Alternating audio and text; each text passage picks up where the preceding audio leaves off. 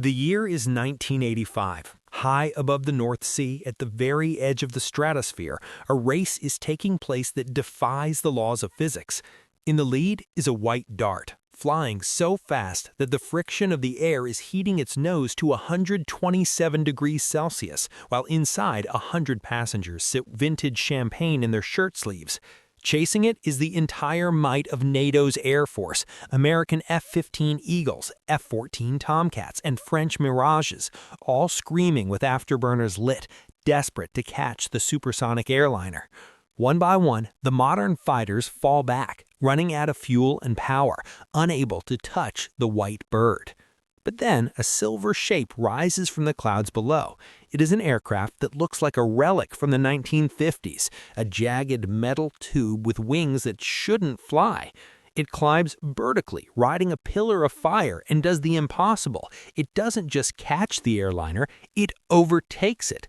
This is the story of the day the English Electric Lightning proved it was still the king of the sky. Welcome, everyone. Before we begin, tell me in the comments, where are you watching this video from? To understand why a 25-year-old British fighter jet was chasing the world's most advanced airliner in 1985, we have to go back to a time when speed wasn't just a luxury, it was a matter of survival. The 1950s were a terrifying decade. The Cold War had just frozen over, and the threat of nuclear annihilation hung over every city in the West. The Soviet Union was building a fleet of high-altitude supersonic bombers, aircraft like the T-22 Blinder, capable of flying faster than sound and dropping nuclear weapons on London or Washington before anyone could hear them coming.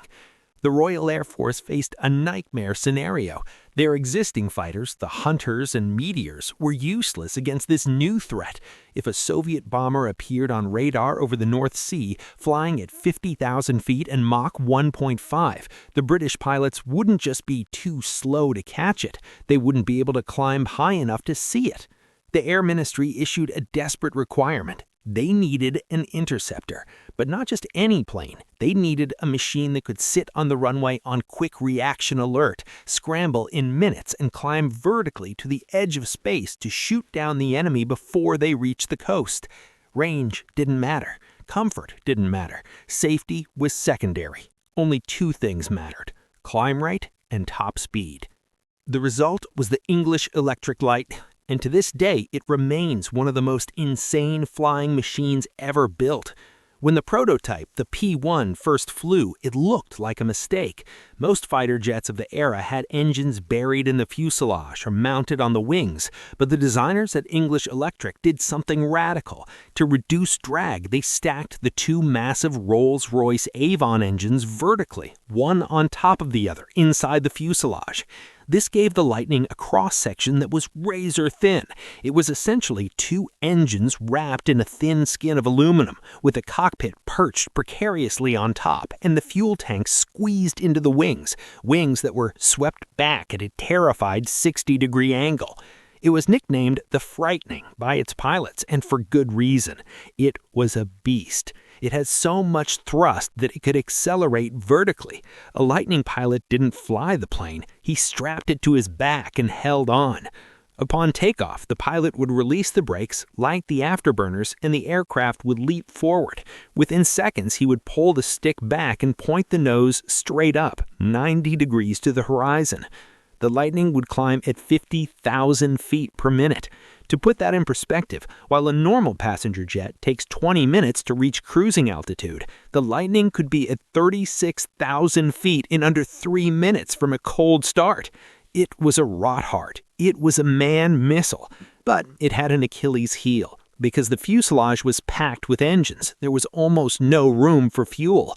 A Lightning pilot flying at full afterburner could drain his tanks in less than 15 minutes. It was a weapon designed for a sprint, not a marathon. While the military was chasing speed to kill, the civilian world was chasing speed to connect. In the 1960s, a joint team of British and French engineers began working on what would become the most beautiful aircraft in history: the Concorde. The Concorde was the antithesis of the Lightning. Where the Lightning was brute force and violence, the Concorde was grace and sustained engineering perfection. It was designed to cruise at Mach 2, twice the speed of sound, not for just a few minutes like a fighter, but for hours. This created engineering challenges that made military designers weep. When an aircraft flies at Mach 2, the air friction is so intense that the nose heats up to 127 degrees Celsius. The fuselage actually expands due to the heat. Concorde would stretch nearly a foot during flight. Gaps would open up in the flight engineer's panel large enough to stick a hand through, only to close up again when the plane cooled down on landing.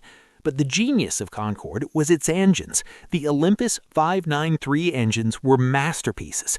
Unlike fighter jets, which needed to dump raw fuel into their exhaust, the afterburner, to maintain Mach 2, Concorde was designed to supercruise. It used afterburners for takeoff and to punch through the sound barrier, but once it was at altitude, it could turn the reheat off and sustain Mach 2 on dry thrust alone. This made it incredibly efficient compared to a military jet. By the 1980s, Concorde was the queen of the skies. It was untouchable. It flew higher, 60,000 feet, and faster than almost anything else. Fast forward to April 1985. The Cold War is still icy. The Lightning is an old dog. It's been in service for 25 years. Newer, sexier American jets like the F-15 Eagle and F-14 Tomcat and French Mirages are dominating the headlines. The Lightning is seen as a relic, a dinosaur waiting for the scrapyard. British Airways was conducting trial flights with Concorde over the North Sea. They needed to test the aircraft's performance, and they had an idea. They offered Concorde as a high-speed target for NATO fighters. It was the ultimate war game. The scenario was simple. Concorde would fly at 57,000 feet at Mach 2.2. The fighters would try to intercept it from behind, a Stern conversion intercept. This is the hardest type of intercept. Catching a plane head-on is easy. The closure rate is massive. But catching a plane from behind that is doing 1,500 miles per hour, that is a physics problem that breaks most machines. To catch it, you have to be going significantly faster than it. You need to be doing Mach 2.3 or 2.4, and you need to do it in the thin air of the stratosphere, where jet engines struggle to breathe. The Americans accepted the challenge with confidence. The U.S. Air Force sent their F-15 Eagles. The U.S. Navy sent the F-14 Tomcat. These were the pinnacle of 1980s technology. They had powerful radars, advanced computers, and modern engines. But they had a problem. They were heavy. They were laden with complex avionics, large wings for maneuverability, and external fuel tanks. The pilots launched. They climbed. They lit their afterburners. The F-15 is a magnificent machine. It can reach Mach 2.5 in a clean configuration, but to catch Concorde, it had to sustain that speed. As the Eagles pushed past Mach 2, their fuel consumption became catastrophic. The drag penalty of their large airframes in the thick air, relative to the Lightning, held them back. One by one, the American pilots watched their fuel gauges drop toward zero. They could see the white contrail of the Concorde high above them, streaking away like a comet. They pushed their throttle through the gate, dumping fuel into the pipes, but the geometry was brutal. They just didn't have the legs. They had to break off and return to base, defeated by a passenger plane. The F-104 starfighters tried. They were fast, pencil-thin rockets similar to the Lightning, but their small wings struggled in the thin air at 60,000 feet. They couldn't turn hard enough to complete the intercept geometry without losing too much energy. The Mirage pilots tried. Same result. The white bird was simply too fast and too high. Then, the call went out to the Alpha-class aircraft of the RAF's 11 Squadron at RAF Binbrook. The Lightning pilots were likely smirking. They knew something the Americans didn't. They knew that on paper, the F-15 was superior, but in a sheer vertical drag race in the stratosphere, the English Electric Lightning was still the king. The pilot chosen for the mission was Flight Lieutenant Mike Hale. He was a seasoned Lightning jockey, a man who knew exactly how to coax every ounce of performance out of a temperamental jet. The aircraft he chose was legendary, Lightning F-3, tail number XR749. On the squadron, she was known as Big Mother because of the BM code on her tail. She was a hangar queen, high maintenance, temperamental, but she was known to be a hot ship. Her engines were tuned perfectly. The night before the intercept, Mike Hale didn't just study the mission profile, he went down to the hangar. In a gesture that speaks volumes about the love these pilots had for their machines, Hale and his ground crew spent the night polishing the aircraft. They buffed the aluminum skin until it shone like a mirror. At Mach 2, even the drag from a layer of dust or a patch of rough paint can cost you a few knots of speed. Hale wanted every single knot. The morning of the intercept dawned clear and cold. Hale strapped into the cramped cockpit of XR-749. The Lightning cockpit was an ergonomic disaster, switches scattered randomly, gauges hidden behind the flight stick, but it fit like a glove. He fired up the 2 Avon engines. The ground shook. He taxied to the runway. Cleared for takeoff. Hale pushed the throttles forward, then shoved them past the detent into reheat. The kick of the Lightning was violent. The aircraft leaped down the runway and rotated. Hale didn't just gently climb out, he pulled the stick back and went vertical. The plan was specific. He couldn't just chase Concorde. He would run out of fuel. He had to perform a zoom climb. He had to position himself ahead of the liner, accelerate to supersonic speed at a lower altitude, around 30,000 feet, where the engines produced maximum thrust, and then trade that speed for altitude in a ballistic climb. But this intercept was a stern conversion. He had to come from behind. Hale climbed to 36,000 feet and leveled off. He listened to the ground-controlled intercept caller, vectoring in toward the target. Concorde was 100 miles ahead, cruising at 57,000 feet, doing Mach 2.2. Hale turned XR-749 onto the intercept heading. He checked his fuel. It was already dropping fast. He took a deep breath and engaged full reheat on both engines. The Lightning shuddered as the afterburners lit. The acceleration pushed Hale back into his ejection seat. He watched the Mach meter unwind. Mach 1.0, Mach 1.2, Mach 1.4. The noise inside the cockpit was a dull roar, but outside, the shock waves were tearing the sky apart. At Mach 2.6, the Lightning starts to feel alive. The controls stiffen. The heat friction begins to warm the canopy glass. Hale was now traveling faster than a rifle bullet. He pushed the nose up. He was aiming for a point in the sky where he calculated the Concorde would be. He was essentially firing himself like a bullet at a clay pigeon. Mach 2.8, Mach 2.3. He broke the 50,000-foot barrier. The sky above him turned from blue to a deep, bruising purple. The curvature of the earth became visible on the horizon. Then he saw it. High above him, a tiny white speck against the darkness of space. A contrail, thin and distinct, marking the path of the Queen. Hale was now doing Mach 2.3. He was pushing the Lightning to its absolute structural limit. The fuel warning lights were flickering. He had minutes, maybe seconds of fuel left at this burn rate. He pulled the nose up further, bringing the Lightning onto the same level as the Concorde. 55,000 feet, 56,000 feet, 57,000 feet.